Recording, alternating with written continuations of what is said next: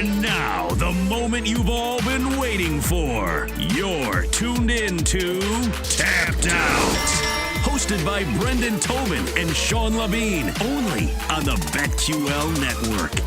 What's good in the neighborhood? I got some bad news for you bettors, and I got some good news for you. What do you want first? I'll give you the bad news. The bad news, that is if you're on the Seattle Seahawks, you're screwed like a light bulb. They're down 41-17 with 3:40 left in the game. So they're not going to cover that 9.5.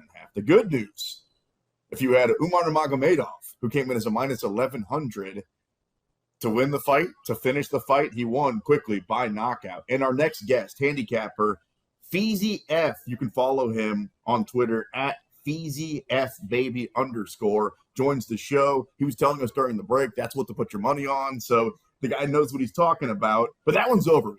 How about the top of the marquee tonight, Feezy? You got Sean Strickland taking on Nasruddin Imavov. Which way you playing that one? I got Imavov. You know, it was kind of went left field when Calvin kind of got out of there. You know, we did all that preparation for that, and now you have Strickland, which is a total opposite fighter. So I had to go look back and just like see the previous fights. You know, see like how his cardio has been holding up. But the thing is, you really can't tell because it's been different scenarios. You know, his last fight, it was his debut, so you have those jitters. I think people go off of that last fight too much when they're talking about his cardio. You know, you got to realize this is the first time he fought in front of his people. You know, that's even more pressure. And he was giving Buckley the work. You know, it wasn't ass whooping, plain and simple.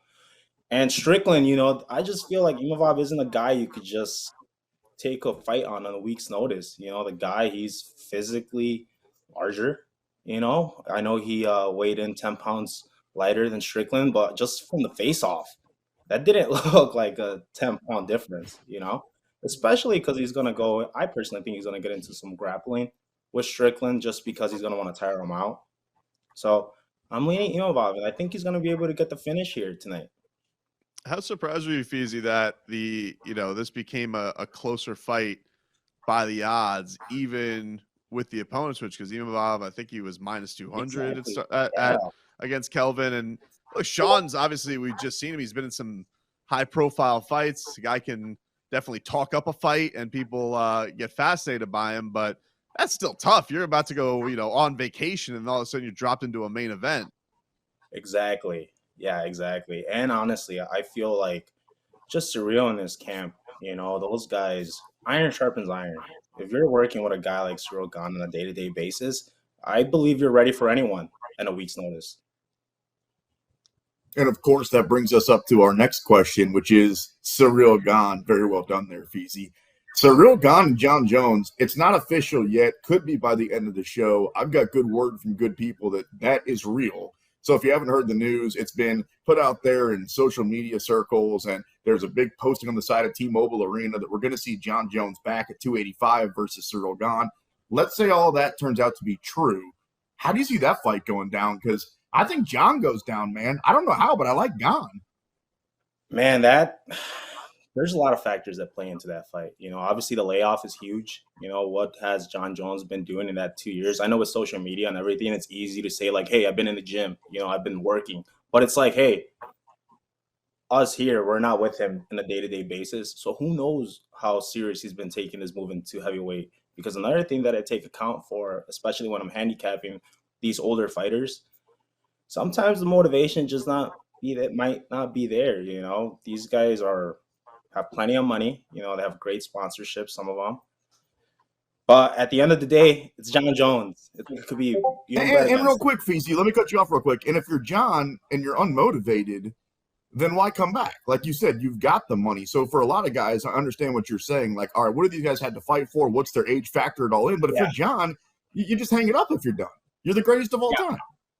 I have a kind of not controversial, but I have an angle here. I think John's a super egotistical guy, Whether John's ready or not to fight in heavyweight, I think he's going to take the fight just because leading up to like now, his whole career, he's been talking about, I'm moving up to heavyweight. I'm moving up to heavyweight. I believe whether he's ready or not, he has to go up there and fight, especially that's what the fans want. And Ciryl Gane, who else are you really going to put on top if it's not Francis Ngannou? Like really, you know. I mean, there's a few other guys, but John Jones is there. And personally, even though part of me thinks he isn't that motivated, I still think John Jones, half motivated, could whoop on a lot of people in the heavyweight division. So I'm rocking with John Jones. He hasn't failed me yet. He's not going to fail me again. And Surreal Gone, it's tough to bet on him, especially seeing what Francis did to him. You know, John is as great as it comes with wrestling. It's hard to kind of look back and say, like, okay, he's gonna do well against John's wrestling, especially because John's so versatile. And it's like you're not just worrying about that. You're worrying about the wrestling, clinch work. You're worrying about the strikes on top, strikes to the body, calf kicks. It's just the full package that I think Surreal Gone will eventually get there. I think what we're gonna see here is a trilogy in my eyes, with Surreal Gone winning the third fight, in my opinion. Feezy, would this be a fight that you would want to hop on John early? Because it feels like, would you feel like as fight week leads up, as more people see him, do we get a physical look at like things like that? People like more money will pile on him, or do you feel like, it's possible people believe that he, storylines can come up and, Yeah. and things like that? Like how do you think it'll play as far as when the fight comes out officially to fight night? Well, if we were talking about a normal fighter, I'd say you hop on it quick. Like Khabib. Let's take Khabib, for instance, which I put them neck and neck with each other. I would hop on Khabib as soon as the light open up. But when it comes to John, you never know when a story's about to pop up. That's fair. And let's say that you opened up and you hammered it at like a minus, I think it opened up at like minus 210, I believe. Yeah. Let's say you hammered that. And few weeks later, you find out he's in another incident with the police or something. How are you going to feel? Which it's happened before, So I just think with John, there's just too many behind the scene things that I'm afraid of. I'm personally just going to I'm going to use him as a parlay piece. I'm not sure if I'm going to go that heavy on him just because it's 2-year layoff. It's real gone. He's the real deal. It's too much up in the air for me. All right, let's go from the big dudes to the not as big of dudes. By the way, you can follow our guest. He's an MMA handicapper at Feezy F baby _ on Twitter. Sugar Sean. So O'Malley was told that he's going to fight for the belt next. I don't know if you felt that he beat Petr Yan or not, but at this point it doesn't matter because the record says that he did.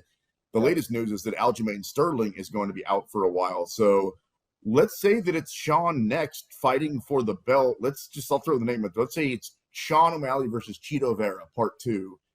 How do you see a fight like that going down? Like, is Sean that good? Honestly, after seeing what he did to Petr Yan, it's hard to say he's not that good. The guy, he's just showing everyone that he is levels above where we thought he was. Because I think I could speak from a lot of people when they announced the fight with Petr Yan. I was all over Petr Yan. And I was like, okay, there's a bunch of ways this could play out. I don't see him lasting rounds with Petr Yan, especially at the level that we've seen Petr Yan go against like a Corey Sandhagen. O'Malley showed us he can, and he showed us that he's still dangerous in the 4th and 5th round. But now you have Chito Vera, which is arguably, if not the toughest, one of the toughest guys in the UFC roster right now. And one thing you can't take away from Chito is his confidence.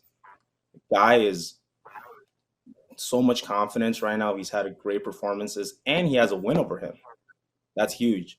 So I'm going to let the lines reflect what side I'm on with this fight, because I feel like if we could get Chito at like a plus 150 range, I'm all over that.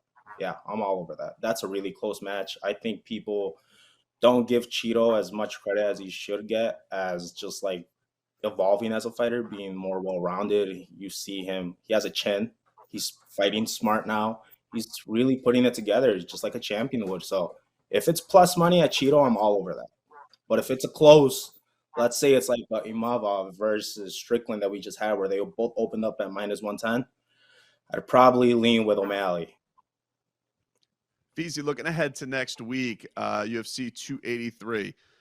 How do you look at this 4th fight between Figueiredo and Moreno? Do you like the idea of having this much data on a fight with 4 fights. They've all gone different ways. This is a heated rivalry. Yeah. Who do you like, and how do you how have you broken this one down in the lead up to next week?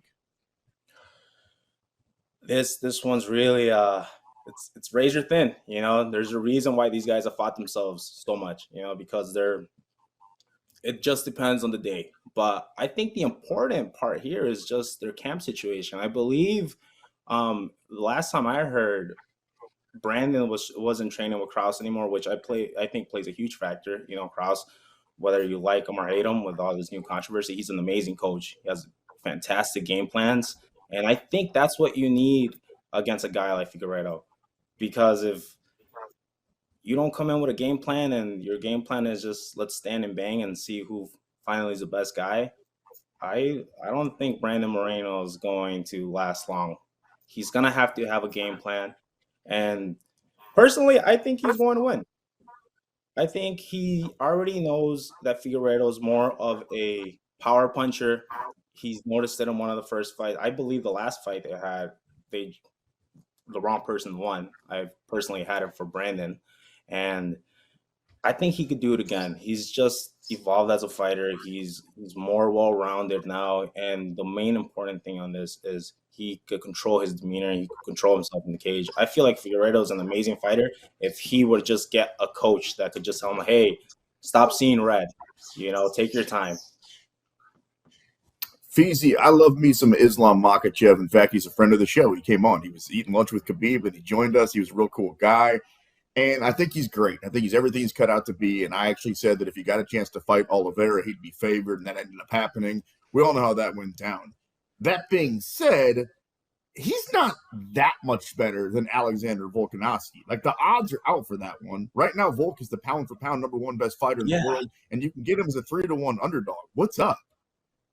That's literally what we were just talking about before the show. I feel like now, with just the way sports betting has gotten so popular, the lines are ridiculous. You know, let's use as Javid, the latest fight right now. They were both minus 390. I mean, one of them was minus 390, the other one's plus 250. Like, there's some fights that are even matched, and the lines don't reflect that. Like you said, how can you be a 3-1 favorite against the pound for pound?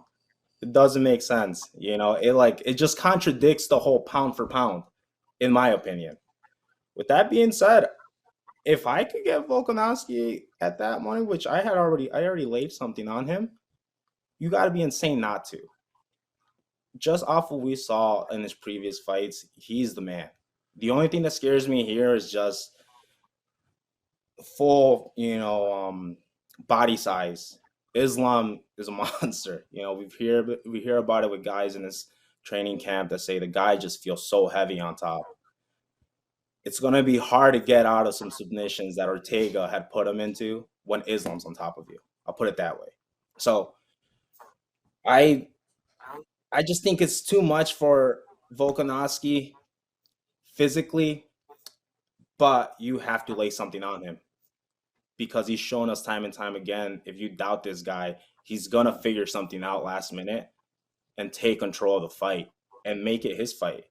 And that's something that we were hoping Charles did, but obviously he couldn't. Feezy, getting back to the card next week between Teixeira and Jamal Hill, you know, the light heavyweight division is in a weird spot. We were talking about this at the open of the show. Jamal's looked unstoppable, but Glover basically had the championship at the goal line the last time around, even though he's old as hell. Like the guy's still ticking, man. So what do you think of this one coming up next week? I think Glover might take it. You know, it might be one of those things where push too early. You know, I love Jamal. He's great. He's shown us he could do amazing things, but he had a tough going with Thiago. You know, if Glover was in the same position Thiago was, especially after seeing the war he had with Yuri, it's hard to say that Hill's just going to come in here and dominate. So I'm personally laying my money on Glover. He is Feezy F, MMA handicapper, and now a friend of Tapped Out. Let's do it again soon, Feezy. You can follow him at Feezy F_.